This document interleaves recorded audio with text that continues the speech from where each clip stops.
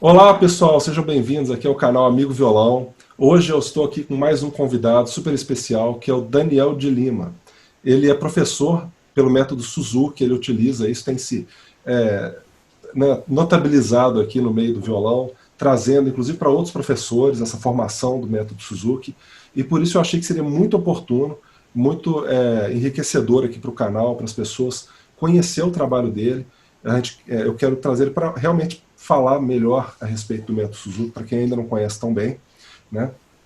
E também quero aprender com isso aí tudo, com essa experiência dele. Então, Daniel, seja muito bem-vindo aqui, tá? Ao canal. Vamos dividir experiências, né? Muito obrigado, Ricardo. Valeu, muito obrigado pelo convite. E vamos conversar sim, vamos ver como que a gente pode melhorar a situação da educação do violão no Brasil, né? Pois é. O violão tem tantos lados, né? Tantas formas de se trabalhar, né? E o Suzuki, ele é muito conhecido por ser assim uma metodologia mais voltada para o clássico, né? Você concorda? É isso mesmo? Ou tem outras formas de encarar tudo isso? O repertório básico, vamos falar no caso do violão, né? Porque o método Suzuki ele começou com o violino e depois foi adaptado para outros instrumentos. Mas no caso do violão, pode-se dizer que eu chamaria mais de violão instrumental do que de violão clássico, por assim dizer, né? Então, Entendi. a gente não tem canções que o aluno cante e se acompanhe no método, mas eu não vejo que o repertório seja um fim, mas é um meio para se trabalhar o que quer que seja, né? Então, por exemplo, ontem mesmo eu dei uma aula e uma das músicas que o aluno tocou foi o Blackbird, e ele tem uma técnica de mão direita, especialmente, muito parecido com o estudo em Sol maior do Carulli, né? Então até Uhum. falei, ó, depois que você conseguir tocar esse estudo do Carulli, provavelmente não vai ter muito trabalho para tocar o Blackbird.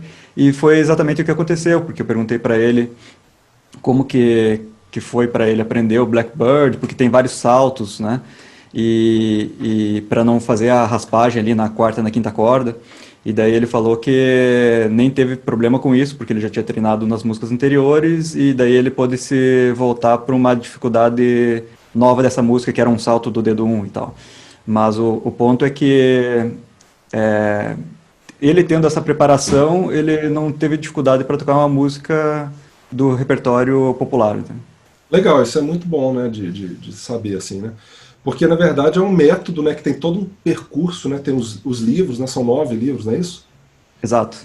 Mas, então tem um percurso pré-definido, mas você sempre tem como adaptar, né? Você sai um pouquinho daquilo para depois voltar, né? Como é que funciona esse jogo aí com vocês? Com o trabalho com o É, Suzuki? especialmente no primeiro volume, que é um volume mais de formação, os primeiros volumes, a gente tem algumas músicas, por exemplo, o primeiro livro, praticamente todas as músicas são só melodias, o aluno toca só melodia e todas as músicas elas têm acompanhamento do professor, né? Tem um livro de acompanhamento, então ele trabalha é, músicas folclóricas também, né? Não é só música clássica, tem a Pachamarte Arrode, Remando Suavemente, o próprio Brilha Brilha Estrelinha, né? Uhum. E, e daí as últimas músicas já trabalham com o polegar também, então tem o acompanhamento do próprio aluno. E como é um livro mais elementar, mais básico, a gente procura não colocar tantas músicas extras no meio, justamente para o aluno conseguir chegar na fase ali do livro 2, livro 3, quando ele vai conseguir tocar o repertório que ele quiser, para chegar mais rápido lá, né? Então só que isso vai depender do aluno. Então, se o aluno ele já vai aprende as músicas, é, estuda e tem uma rotina legal, não tem problema em colocar algumas músicas no meio ali. Agora, se o aluno ele já tem mais dificuldade para avançar no repertório e você colocar mais músicas, talvez vai demorar muito tempo para chegar no repertório mais avançado, né? Legal. E por falar nisso, né? eu imagino que nesse livro um seja onde você encontre a maior necessidade de educar a família, né, para esse estudo, né, não é assim?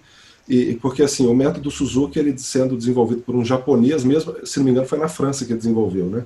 Mas a mentalidade, né, de que a mãe está sempre próxima então essa cultura da mãe poder auxiliar, isso muitas vezes eu sinto uma dificuldade de transpor isso para a nossa realidade aqui no Brasil, né?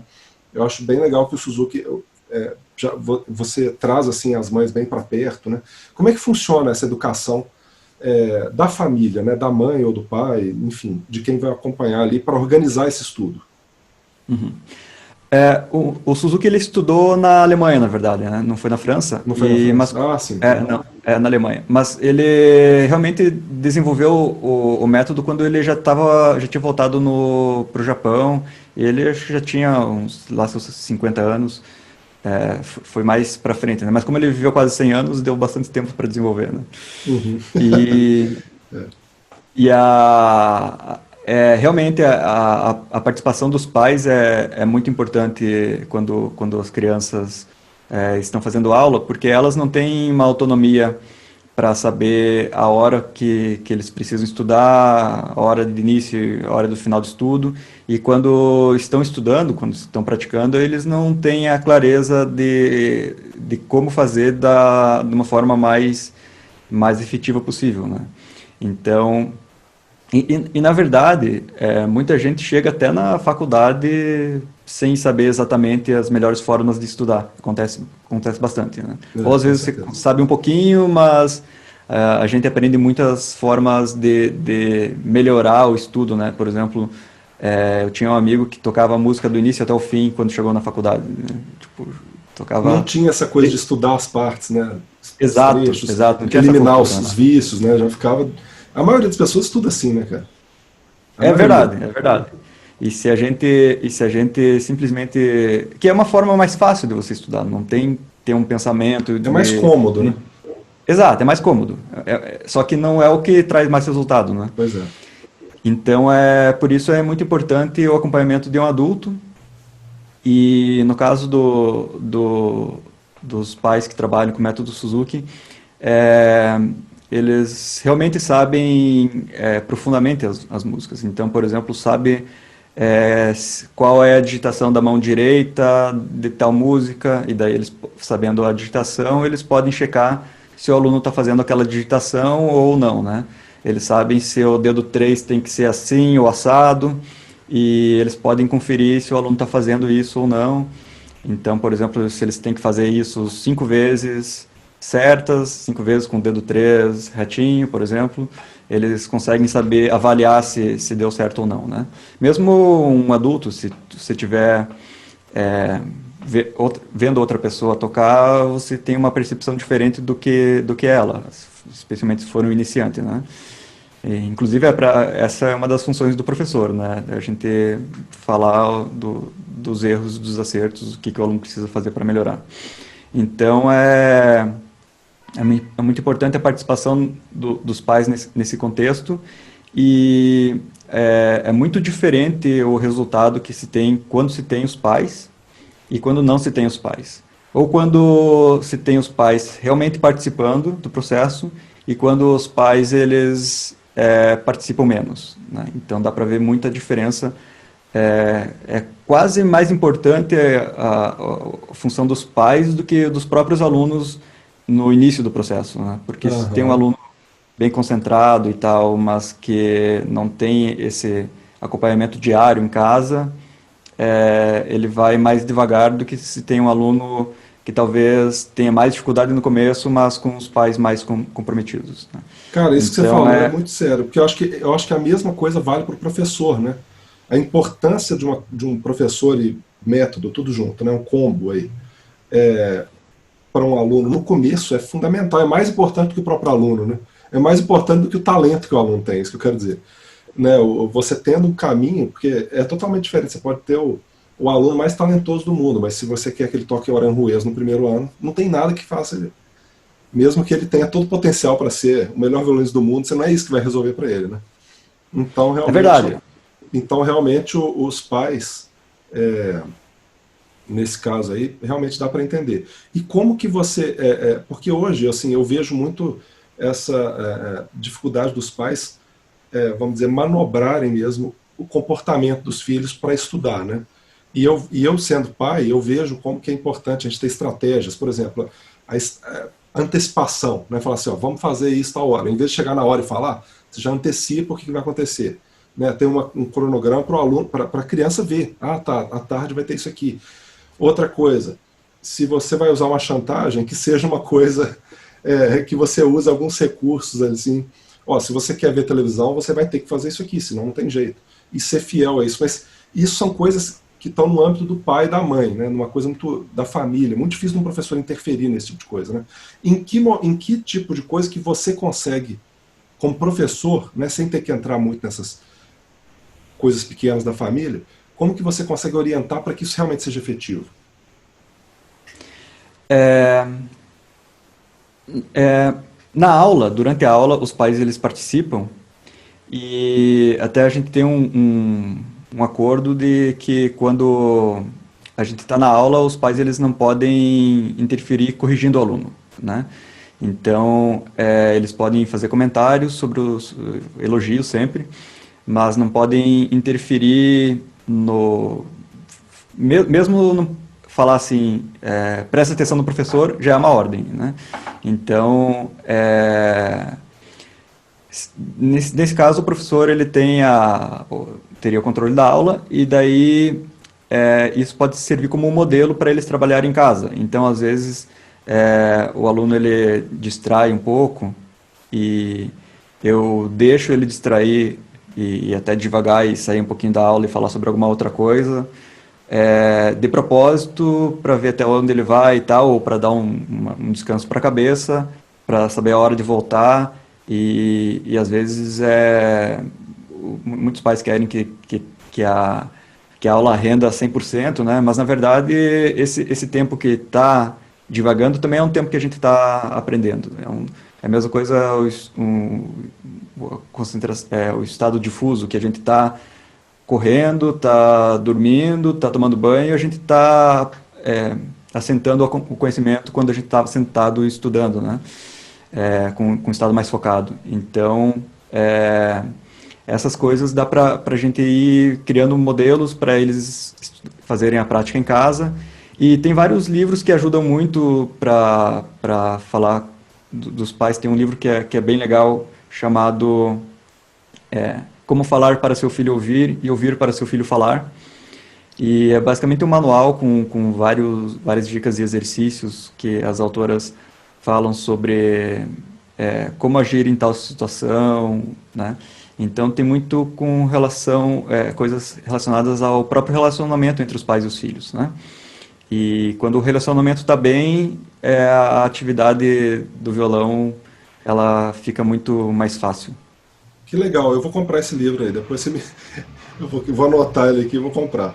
Isso é Tá uma bom. coisa muito bacana. Tem também, eu não sei se você já ouviu falar da disciplina positiva, que é eu Uhum. até estou para entrevistar também um rapaz que é bem conhecedor disso, porque é muito interessante a gente sempre se aprofundar nisso aí, né? Você não tem filhos ainda, né, Daniel? Não, ainda Mas não. já tá bem encaminhado aí para para fazer um bom trabalho quando for a hora, né? Eu também comecei a trabalhar com criança bem antes de ter filho, e isso aí eu acho que ajuda, viu? Porque você aprende a ter um carinho pelas crianças e tudo. E isso faz toda a diferença no mundo, né? Isso implica muitas coisas mesmo quando a gente é pai. Uma coisa que eu tenho uma dúvida, né? A questão do pré-Suzuki. É uma coisa até que a gente conversou, a gente se conheceu presencialmente, né, lá no aí Uhum. no Sul, né? E uma coisa que eu achei interessante quando você falou do pré-Suzuki, né? Um material que é prévio mesmo, antes do Brilha Brilha Estrelinha, né? Como é que funciona isso aí? É, Bom, na verdade é pré no sentido de pré-livro um, né? É o que a gente Pré-livro chama de um, isso que eu quis pré... dizer. Exato, né? É É, o pré-brilha-brilha, porque o Brilha Brilha Estrelinha é a primeira música do primeiro volume, né? exato.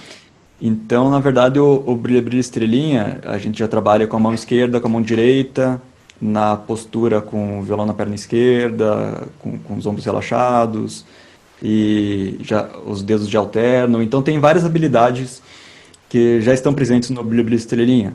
Só que se a gente começar já pela primeira música, é muito complicado para uma criança, para um adulto iniciante conseguir executar. Então a gente tem várias músicas anteriores. Então, por exemplo, você pode tocar primeiro.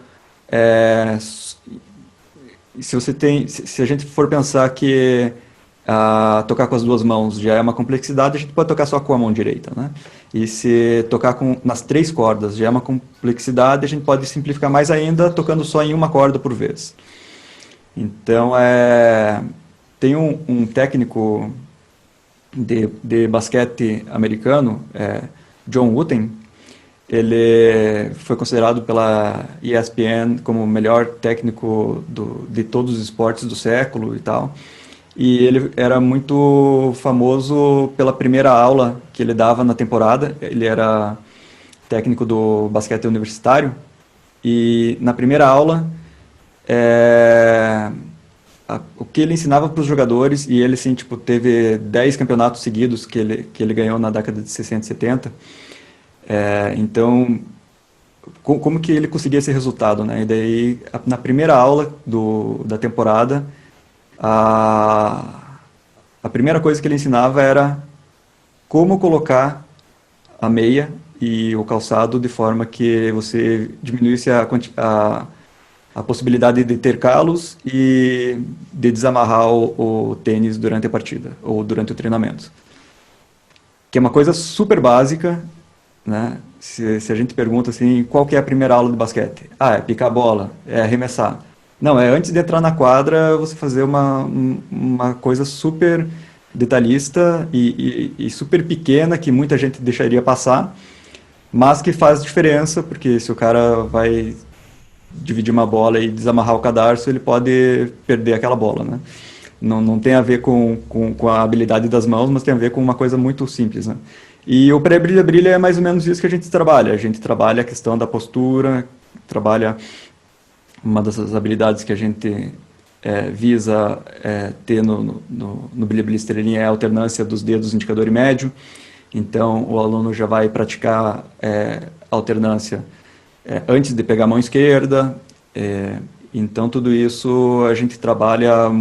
É um tempo relativamente grande, porque, por exemplo, você vai gastar alguns meses para chegar a fazer todos esses passos para tocar o brilha-brilha estrelinha bem tocado. E daí, para tocar a música seguinte, você já tem 90% do que você vai precisar na segunda música, você já tem na primeira.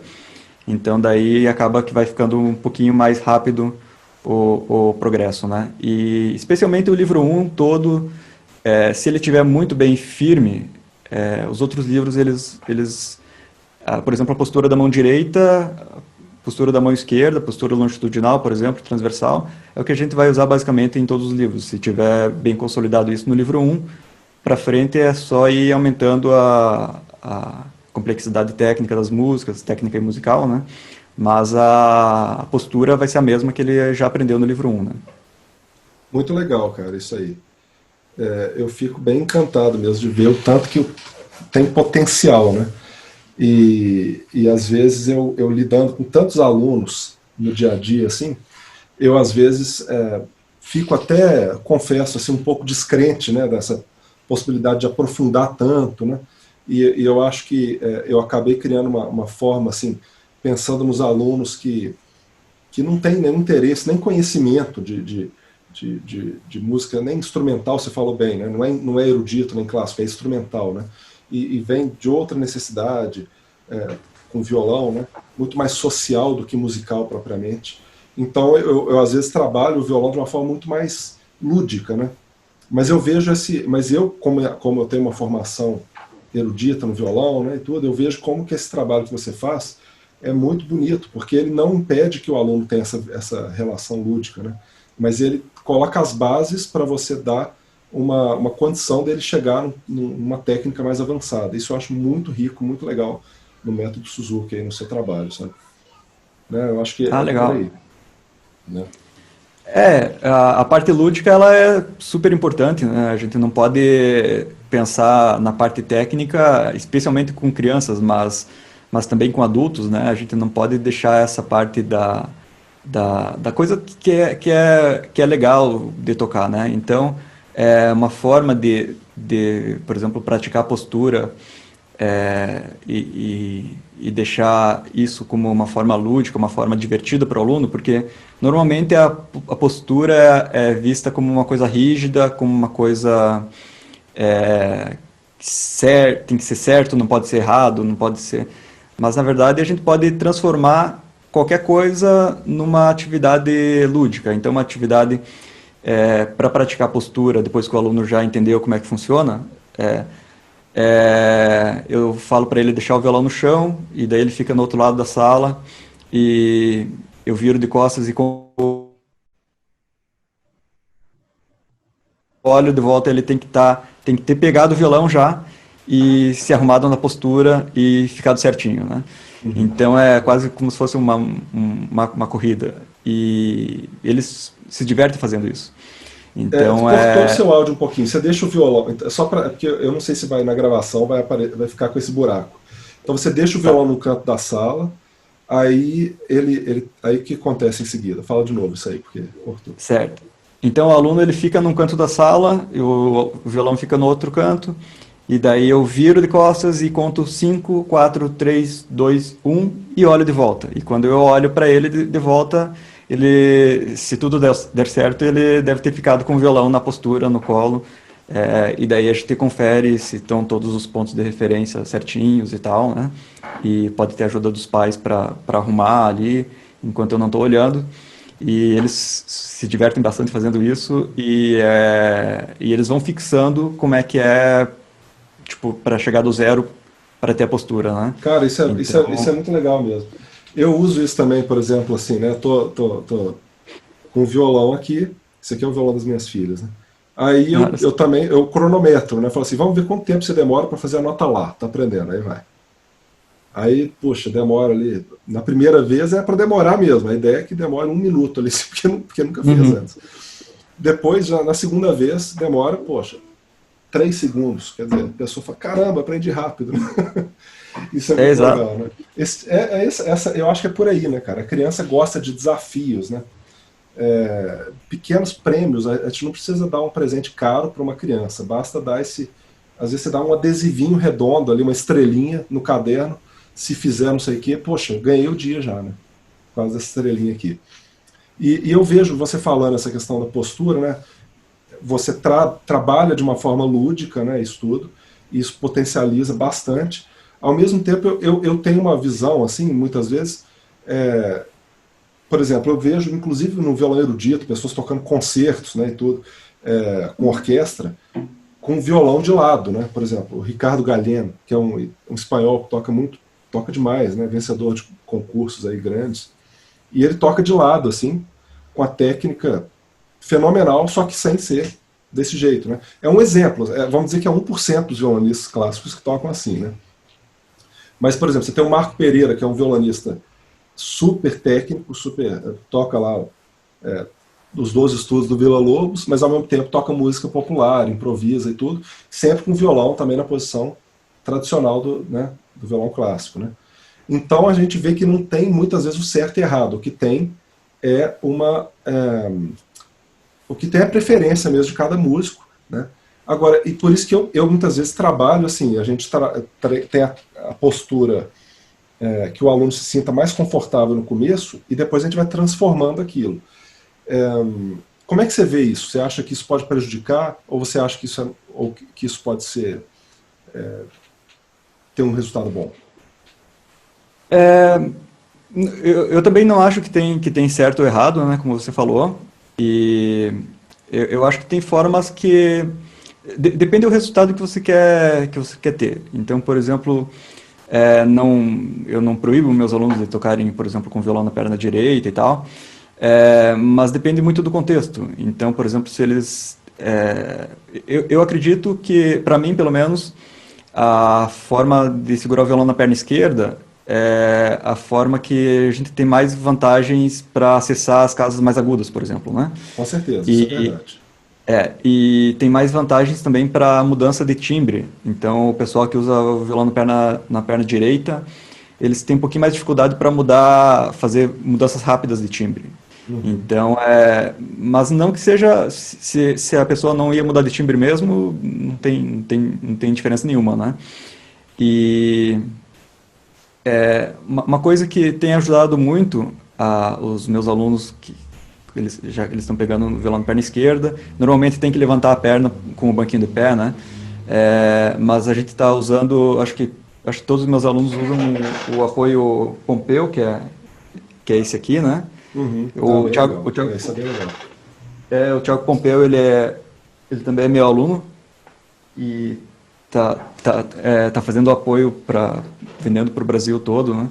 Que legal, cara. E, e isso é uma coisa que ajuda muito, porque uma das coisas desconfortáveis de pegar o violão na perna esquerda é justamente o desconforto de ter que levantar a perna e daí você fica com os pés desbalanceados, né? Então, com os apoios ajudam nesse quesito, então já não seria mais uma desvantagem do violão na perna esquerda, né? É, e eu acho que se conseguir tocar com o violão na perna esquerda, para tocar com o violão na perna direita não é difícil. Não, não E é. É verdade. Ah, o contrário que é verdade, né? A pessoa que só acostuma com a perna direita, ela às vezes sofre um pouquinho, né, no começo. exato, exato. E eu acho que para acertar a postura da mão direita também, eu costumo, tem várias formas de pensar a mão direita, tem o pessoal que mais targa deixa a mão relaxada, né? Eu prefiro pensar com a mão mais reta. Eu também. E com o violão na perna esquerda, eu acho que é mais fácil fazer isso. Às vezes na perna direita é um pouquinho mais difícil para mim fazer isso, para eu fazer isso. Então, logo para ensinar para os alunos também, eu já prefiro ensinar o jeito que eu uso, porque é o jeito que eu tenho mais familiaridade, né? É.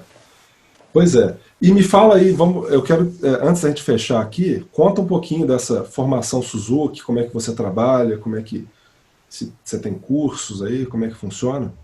Seu A canal no formação. YouTube, como é que funciona? Você já deu alguns cursos, né? Eu soube de uma coisa ou outra, mas não tive ainda. Não sei se eu recebo todas as divulgações suas, né? Mas então eu quero que você fale um pouquinho aí para nós, para a gente saber um pouco mais. Da formação dos professores, você diz, né? Exatamente, formação para professores, isso. O método Suzuki ele tem um sistema muito interessante de formação de professores. Então, a gente tem um curso chamado Filosofia Suzuki, que é um curso de 4 dias aberto para qualquer pessoa, para qualquer instrumentista, ou mesmo quem não toca nenhum instrumento, por exemplo, os pais, né? E que ele dá uma introdução e fala como que funciona o método Suzuki, as ideias gerais, né? E daí, depois de fazer esse curso, tem como se fossem 9 módulos, cada módulo abordando um dos livros.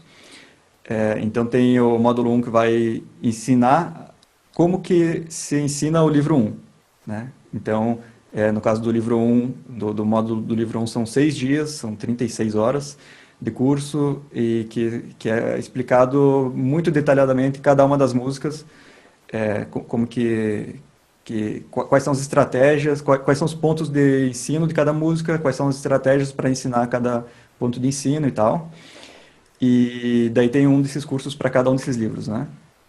Eu até agora fiz do livro um até o livro 6 com a professora Mary Lou Roberts.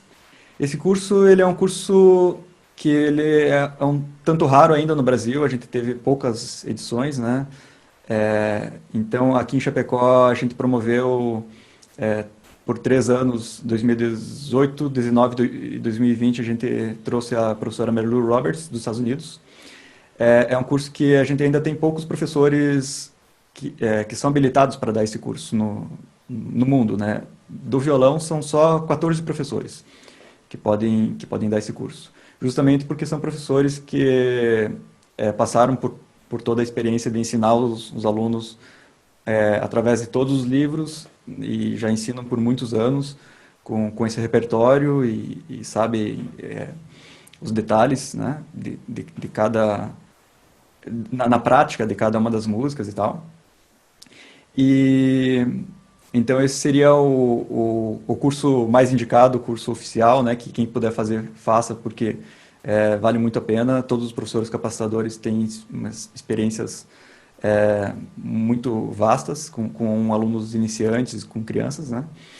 E no meu caso eu faço um trabalho mais local. Então eu tenho um canal do YouTube chamado Aprendendo a Ensinar Violão, que eu compartilho algumas das coisas que eu aprendi nesses cursos e na minha experiência. E eu tenho também um canal do YouTube que é Daniel de Lima, que eu tenho alguns vídeos dos meus alunos e vídeos de apresentações, então dá para ver o repertório que está sendo tocado e as crianças e os adultos tocando, né? Alguns vídeos meus também. E eu tô dando alguns cursos, algumas consultorias para professores de violão também, agora a partir do próximo mês. E consultorias online. E por enquanto é esse o trabalho que a gente está fazendo. Legal, Daniel. Poxa, muito bacana. Eu admiro o seu trabalho, eu recomendo que as pessoas se aproximem, né, passem a conhecer mais. Para quem aí pensa que o Suzuki e o Amigo Violão são dois mundos, na verdade a gente tem que encarar sempre que a gente tem que conhecer mais as coisas que a gente faz, se aprofundar mais e nunca escolher um time, né? Então eu sou super favorável que todo mundo que me siga aqui siga também o Daniel, né?